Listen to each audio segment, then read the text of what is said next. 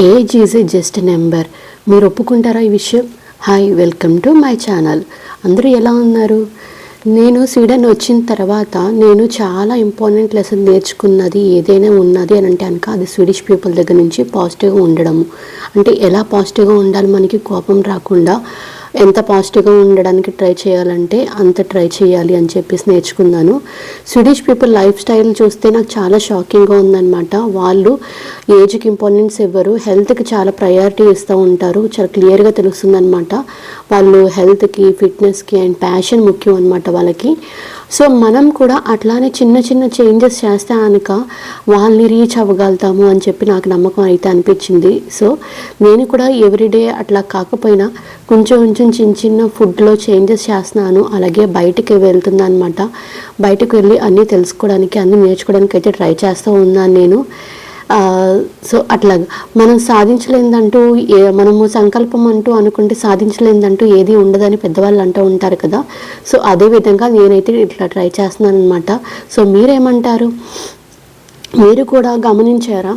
మన పెద్దవాళ్ళు మనకి 40 years వచ్చిన తర్వాత ఎలా ఉంటామో ఏంటో అని భయపడుతూ ఉంటారు మన పెద్దవాళ్ళు. కానీ లేదంటే ఒక ఏజ్ వచ్చిన తర్వాత ఎలా మేనేజ్ చేయాలని భయపడుతూ ఉంటారు. నాకు అలాగే అనిపించింది అనమాట. వీళ్ళు బ్యాడ్మింటన్ ఆడుతూ ఉన్నారు, 8 years ఈయనకి బ్యాడ్మింటన్ ఆడుతూ ఉన్నారు.